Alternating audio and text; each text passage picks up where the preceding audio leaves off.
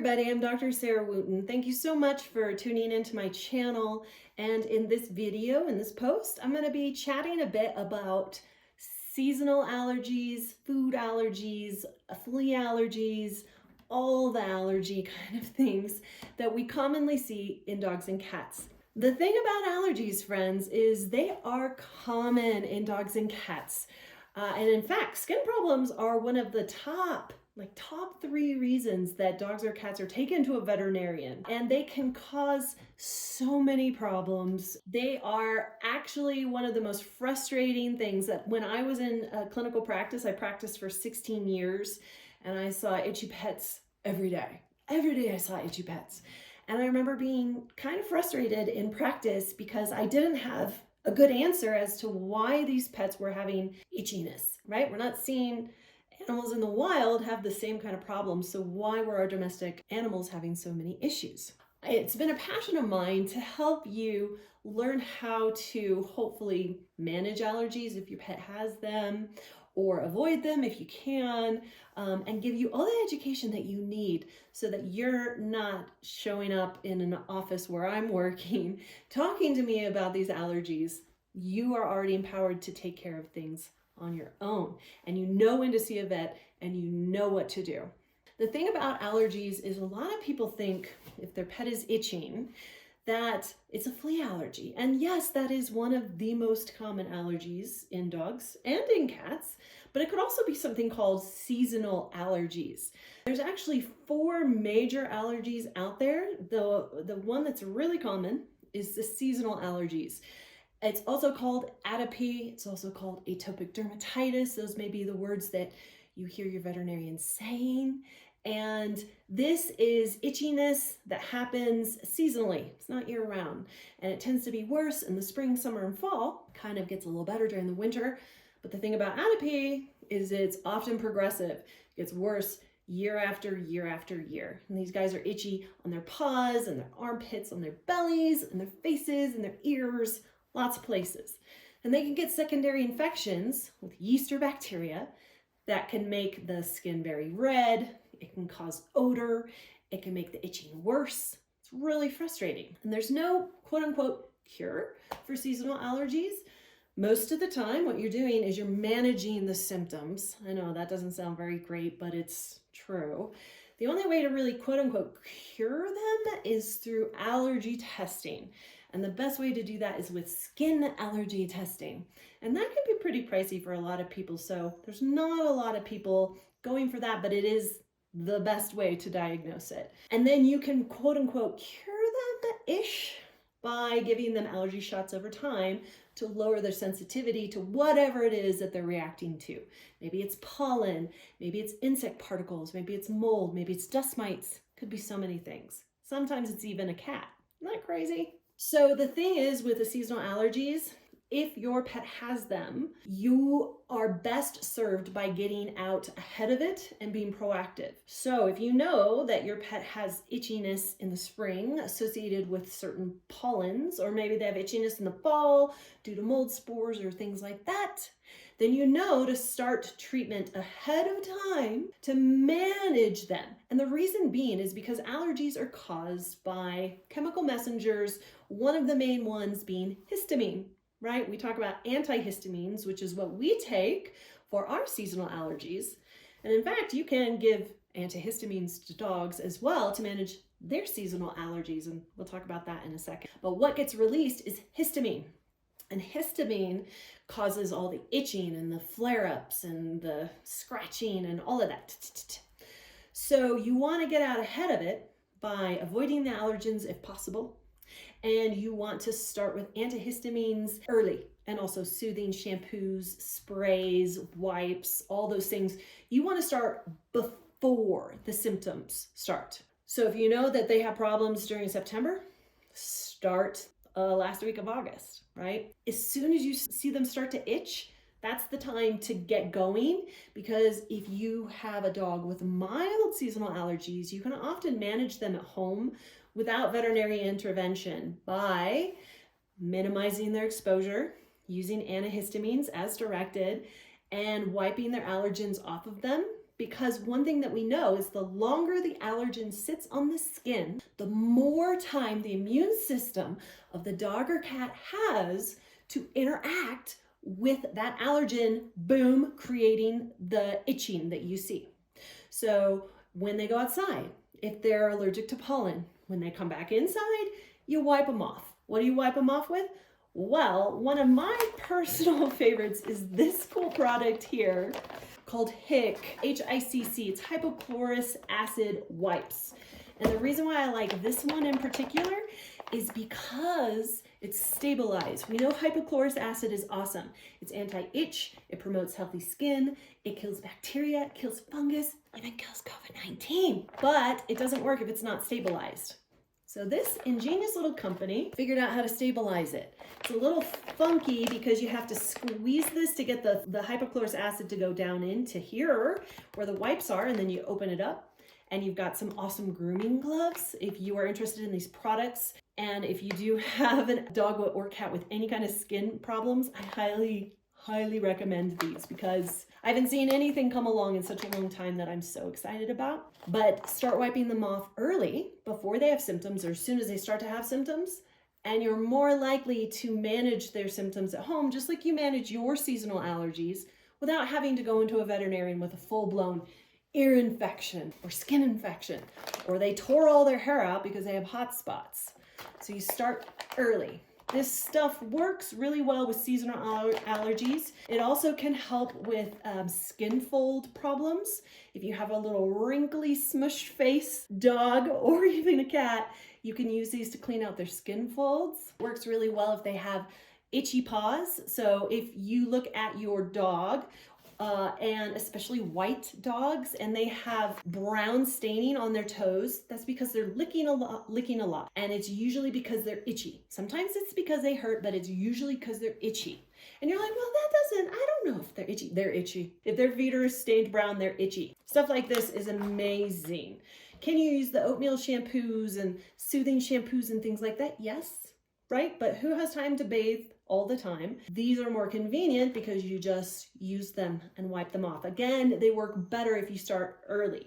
If your pet already has like a skin infection, this can also help. Look up the studies yourself. Hypochlorous acid is amazing. It's antibacterial, antifungal, anti-COVID-19, and it is moisturizing, promotes skin health. Love it. The other thing is doing antihistamines. Well, what antihistamines and how much? Good question. Ask your veterinarian. I will give you some additional resources at the end of this video where you can learn more about that as well. Other things you can do. Use a HEPA filter in your furnace or your AC. Use a HEPA filter for a vacuum. Keep them inside when pollen counts are high. Bathe semi-regularly to wash pollens off. Use a hypoallergenic or soothing shampoo. Use lukewarm water. Leave the suds on for a couple of minutes and then rinse them completely off because that contact time is really important. Get any skin or ear infections dealt with immediately. And then if your dog or cat is still having issues and none of this stuff is working, talk to your veterinarian. There are really good anti-allergy medications out there, including Apoquel, Atopica, Cytopoint. There is always steroids, but steroids, yes, they will work, but they are a double-edged sword because you use them too much, or you use them too long, or you give too high a dose. You mess with what's called the hypothalamus pituitary adrenal axis. No, it is not the axis of evil. It is a connection of glands in the body that are balanced. And if you bring in steroids, that will throw that out of balance. And then you can get a lot of negative side effects associated with steroid use. Peeing a lot, drinking a lot, eating a lot, gaining weight, skin infections, urinary tract infections, muscle weakness, right? So steroids are great, short-term, very limited use. Otherwise, there are other good prescription medications out there, including lots of creams and lotions and sprays, all sorts of things. But hopefully, you don't have to get a vet involved. And you're doing really good nutrition. Make sure you're on a skin and coat supplement. Make sure that your animal's getting all the good nutritional support they need because the skin is the largest organ in the body. And so anytime the body starts to have problems, including nutritional micro deficiencies, the skin is going to be the first thing to show it because the body does not consider the skin to be a vital organ. I don't know why. If we didn't have skin, all of our organs would fall out. I think it's important, but the body doesn't. Body thinks brain and heart and your intestines, liver, things like that. So make sure you're on good nutrition as well. Also, fish oil. Fish oil at higher dosages, high quality fish oil that has concentrated EPA and DHA, which are the omega-3 fatty acids, those have been proven to help reduce inflammation in atopic patients. So animals that have atopy or seasonal allergies, they are actually in chronic inflammation. So omega-3 fatty acids balanced in the diet at a higher level can actually help that as well. So I have a link for a good fish oil supplement that you could start giving as well. Lots of things that you can do at home to try and help your pet. Hopefully manage the symptoms, keep your pet out of the vet hospital, and keep them healthy. So that's the first one, seasonal allergies. I had a lot to say about that. The second most common one is flea allergy. Now, lots of pets can have fleas, but not all pets are allergic to fleas. If a pet is allergic to a flea, they're allergic to the saliva, it takes the bite of one flea to make that pet go wild with itchy. And usually the most classic presentation is, it's usually a golden retriever. I love golden retrievers, they have my heart, but oh my God, so many skin things. Anyways, golden retriever comes in with hot spots, either around their neck and cheek where they tore their hair out and made a raw wound, or around the base of their tail. Classic presentation. In fact, you may not even see a flea.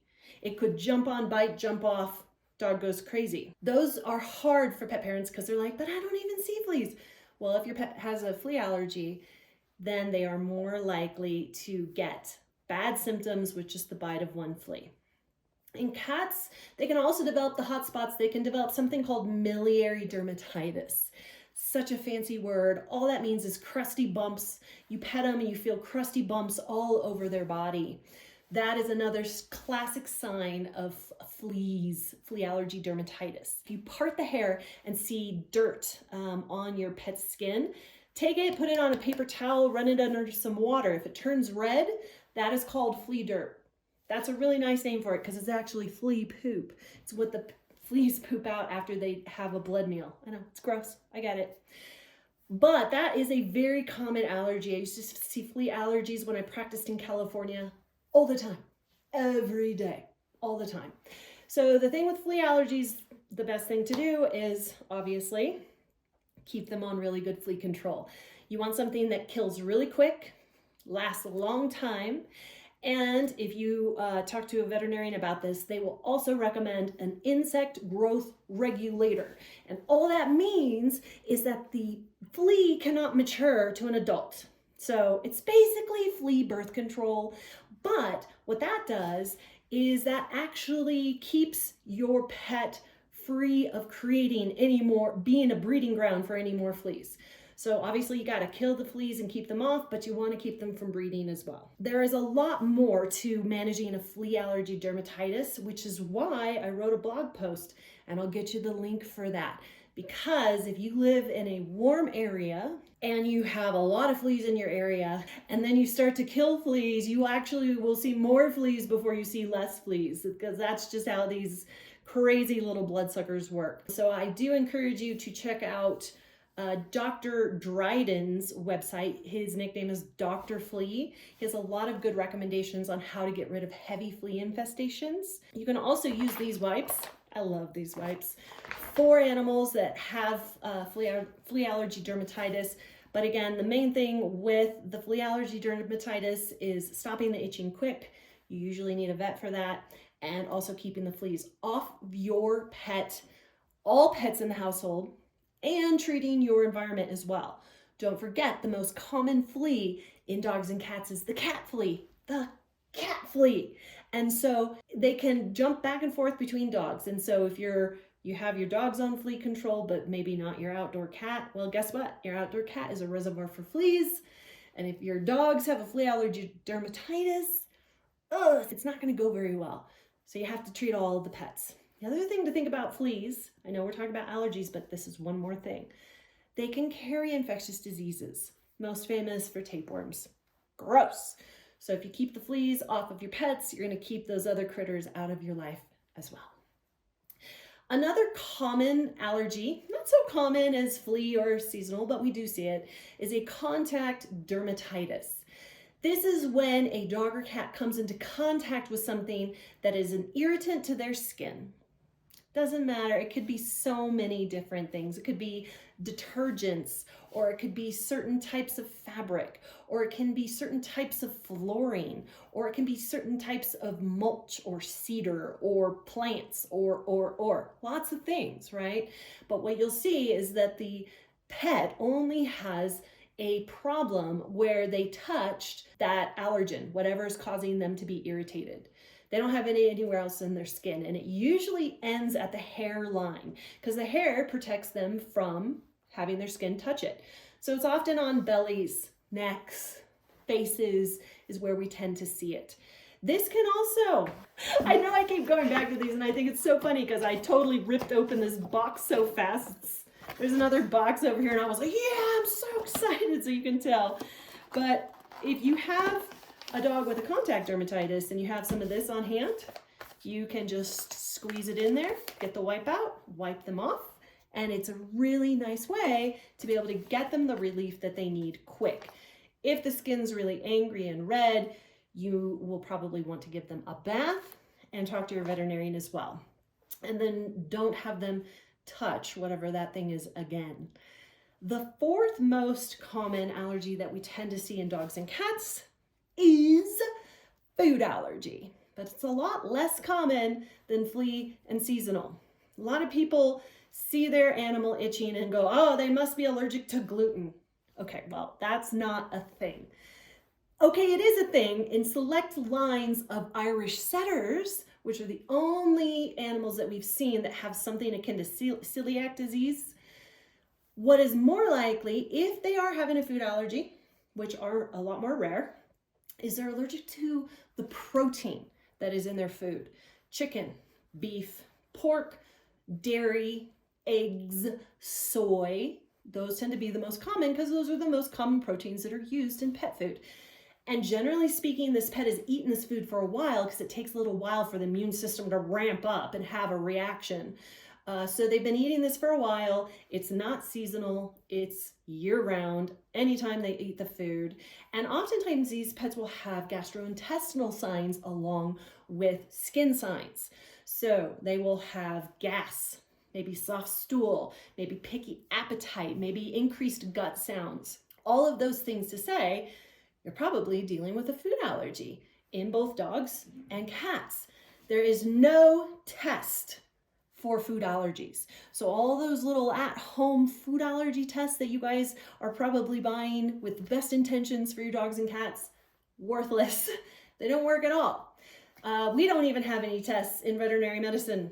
The only way we can actually diagnose it is we put them on a food elimination trial for 8 to 10 weeks, and then we see if their symptoms disappear. And usually this food elimination trial is a food they have not been exposed to before.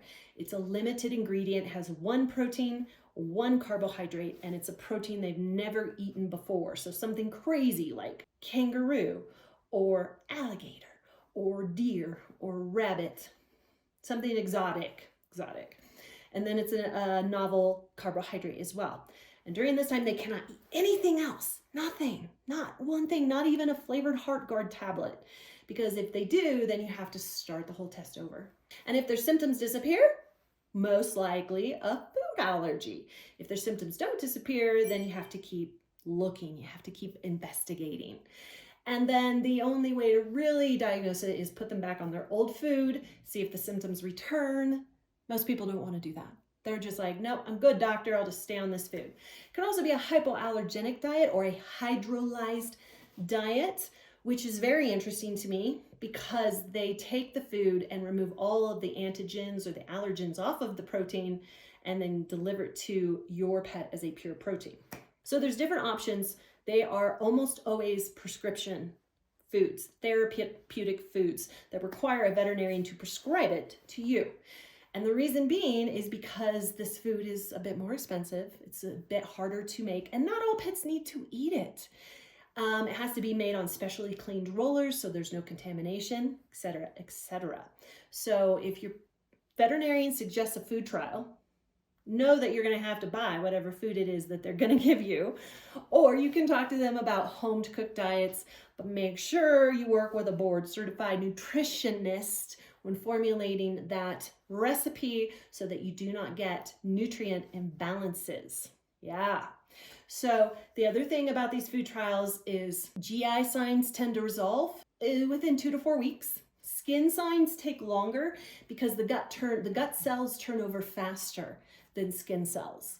So that's why you will see the gut signs get better first. Okay, so that was about 22 minutes of a lot of information for you guys. So congratulations if you're still watching this video. You really care about your pet. You want to be empowered and educated, and I salute you. So how can you learn more about this and help your pet? I have resources for you. Number one, go to my website, www.drsarahwooten.com. Very easy. Go to my blog. There are lots of blogs on there, but there is a blog on allergies in pets that is specifically most of the stuff that I covered. If you want to go even deeper and you really want all of these resources in one place so that you can help your pet and you know exactly what to do, including using wipes or the nutritional recommendations that I included, or the antihistamines or the other products, or what exactly to expect, well, I have something for you as well. I have a course that I just launched for pet parents. It's called Skin Allergies in Dogs and Cats, Everything a Pet Parent Needs to Know. It's only $14.99, and this is going to be your primer, your skin allergy Bible that you're going to go to help you help your pets. There's everything in there about treating it at home. There are when to see a vet. There is everything you want to know. So if you want to sign up for that, go to my website, and it's under Pet Parent Resources. Pet Parent Resources. And then let me know if this video has been helpful to you. I hope that it has been, and that this will help you help your pet avoid itchy, irritating, allergy symptoms this summer. If you have anything else you want me to cover, leave it in the comment section. I come back with videos like this on a fairly frequent basis. So go ahead and subscribe and leave me a comment. Let me know how this is going for you. So much love to you. I will see you guys again soon.